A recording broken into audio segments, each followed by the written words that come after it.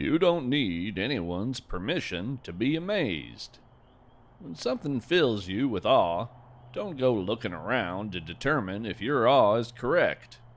Simply lean into the feeling. Your natural instinct for wonder is absolutely trustworthy and does not need measured against any consensus. Welcome to the CryptoNaturalist.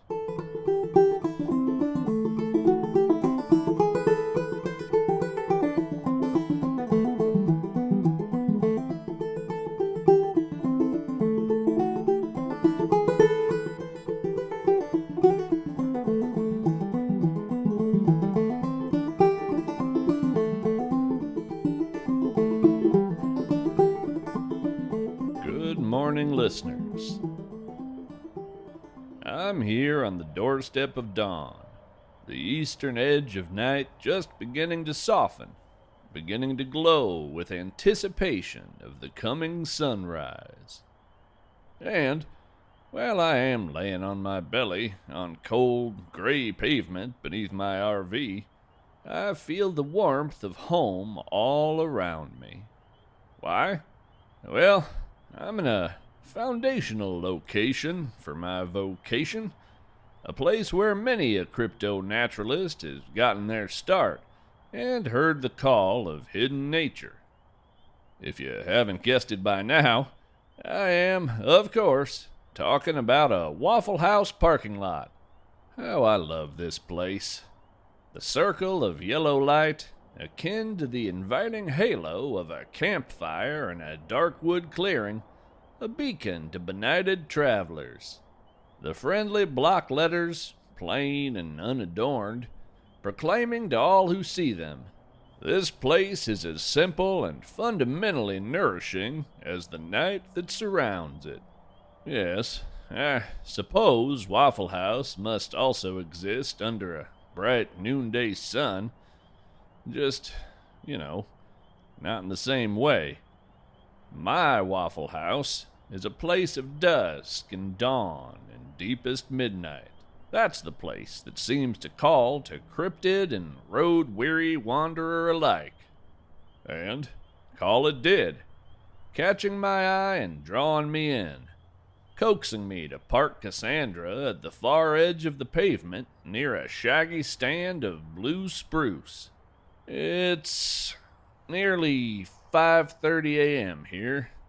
Cassandra just shut down her engine, but I can still feel its heat, still hear it clicking and settling through the steel above my head. It's drizzly this morning, and flirting with freezing, so I'm sheltering here, under my kind and capacious vehicle. I suppose I must look a bit odd under here. A lot odd for most locations, only a little odd for a Waffle House. The pavement smells like engine exhaust and pine tar.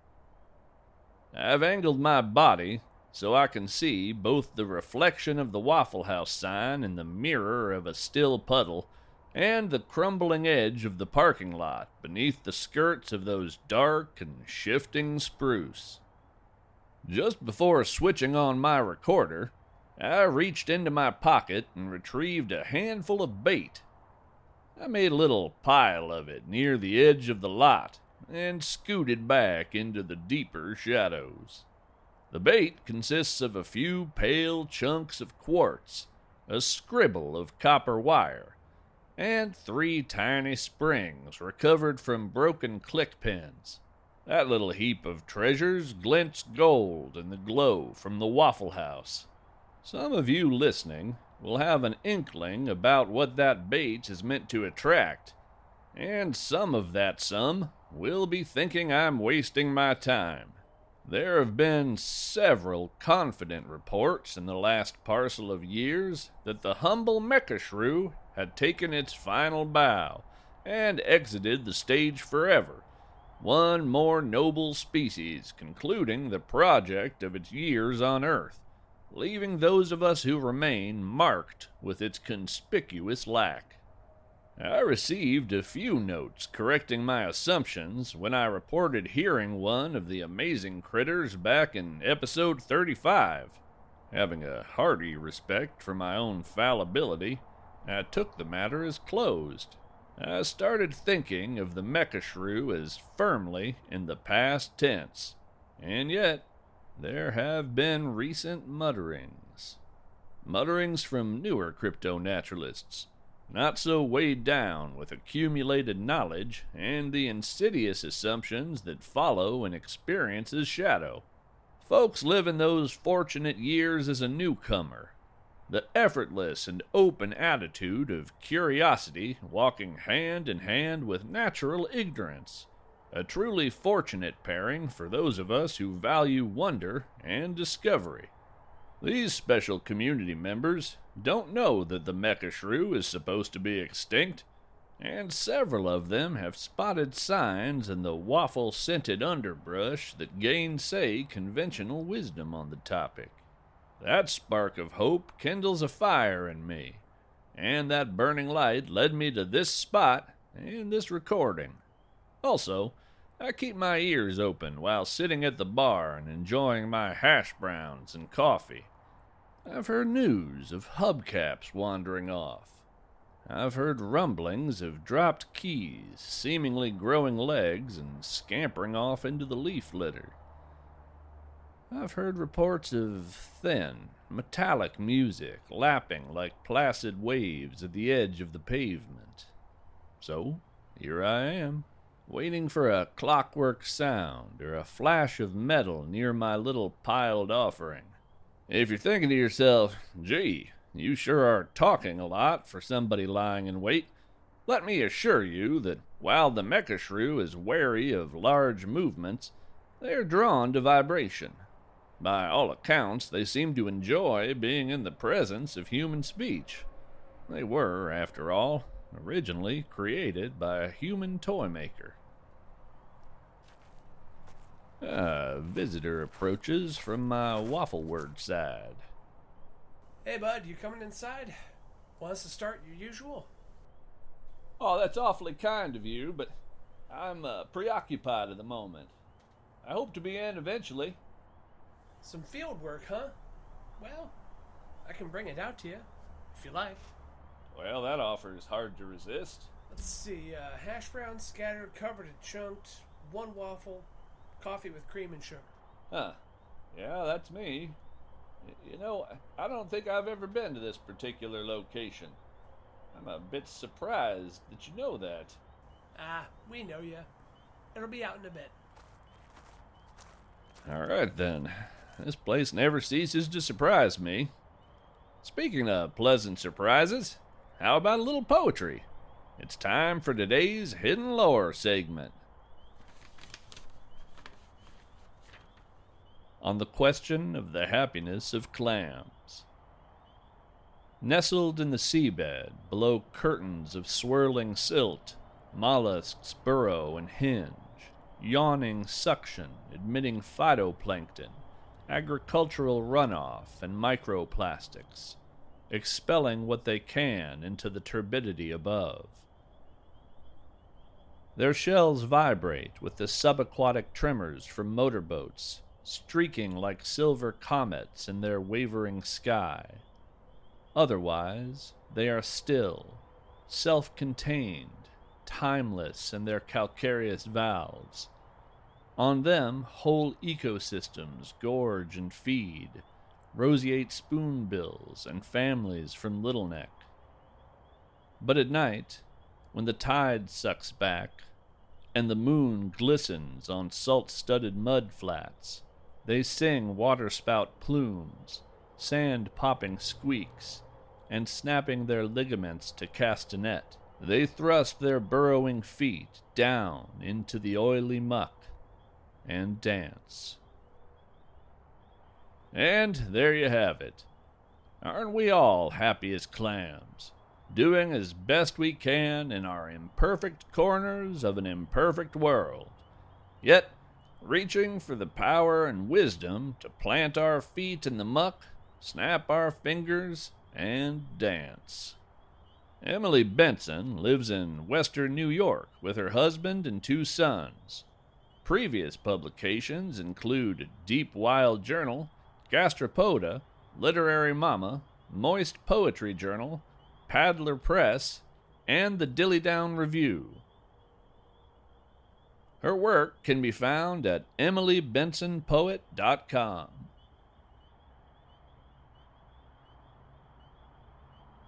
I keep catching myself people-watching, looking through the window at customers enjoying their breakfasts, or lunches, or dinners.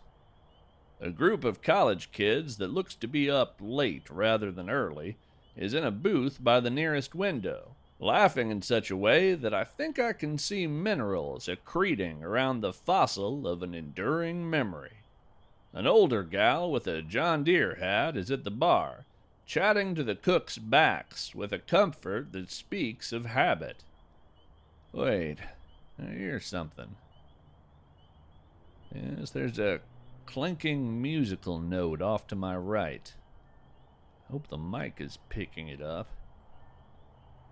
Sounds like a music box. Swan Lake. Traveling through the dark beneath the little dunes of spruce needles.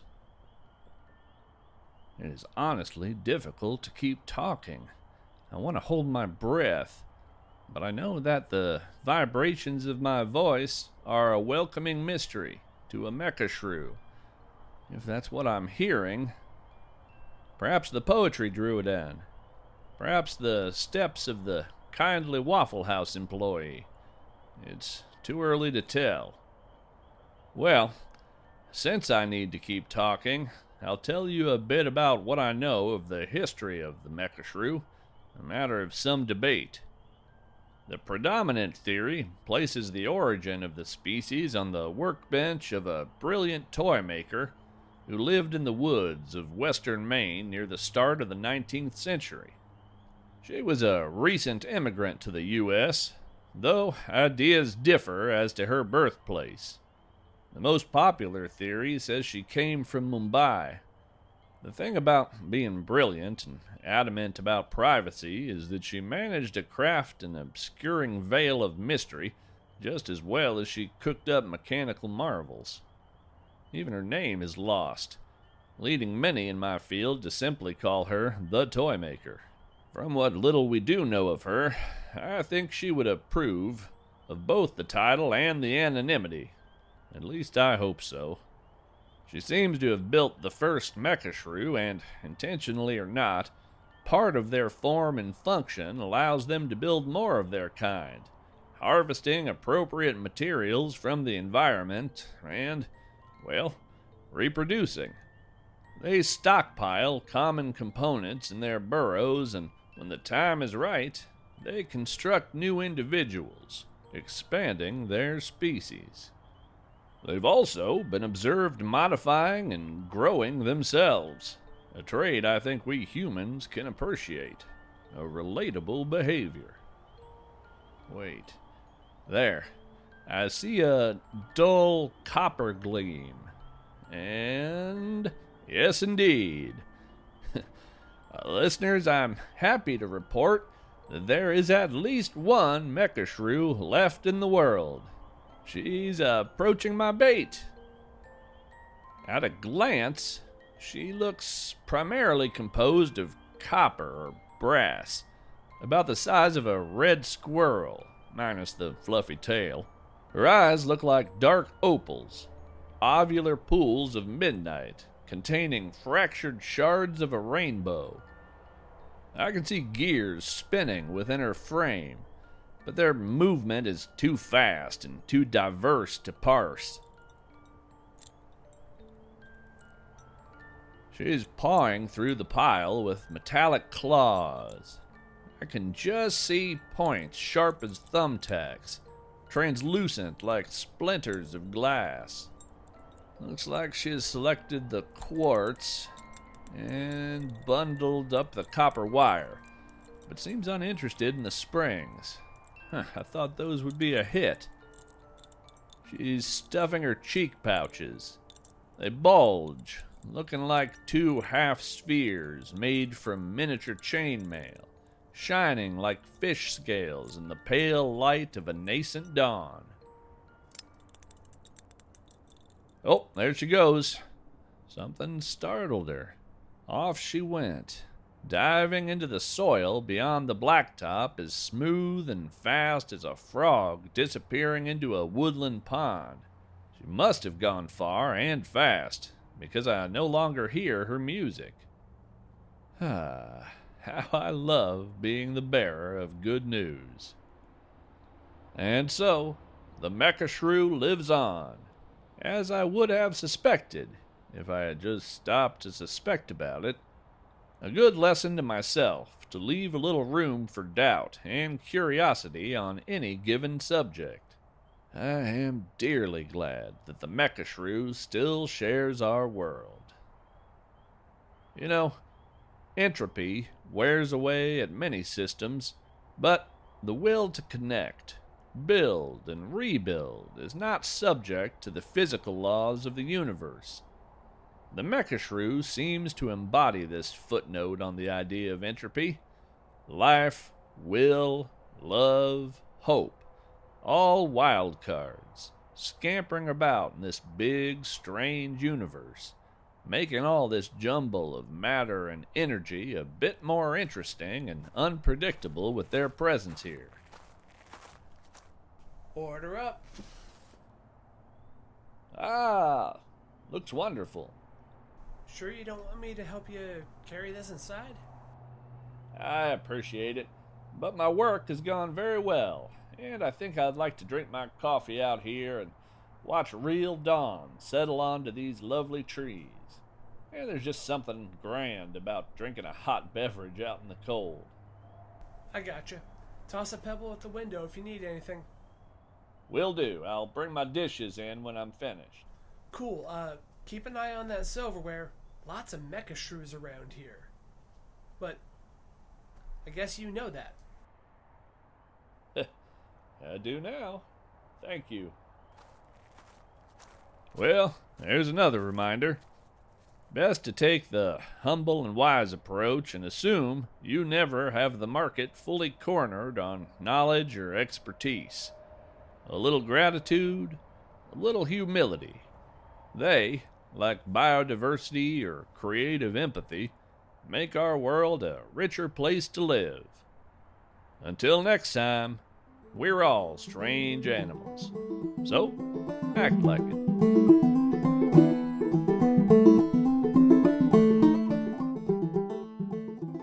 Thanks to Emily Benson for this episode's hidden lore poem on the question of the happiness of clams.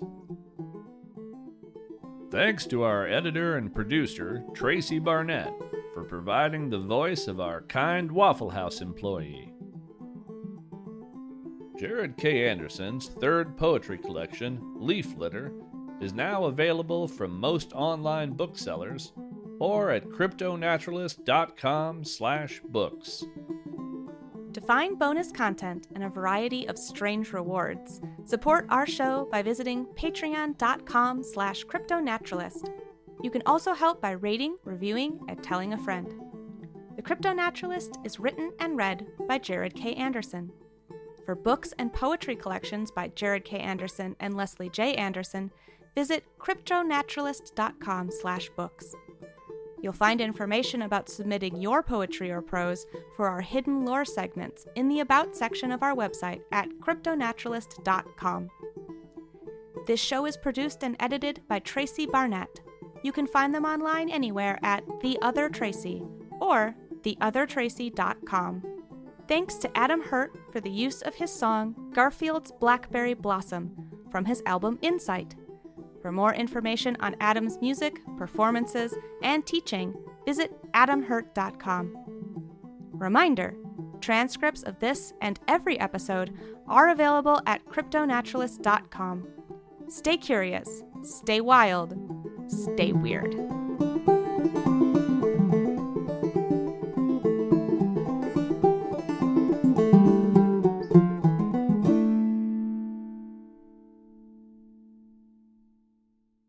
Supporting the return of the eastern bluebird involved placing and monitoring nest boxes, protecting habitat, and cultivating native plants and trees.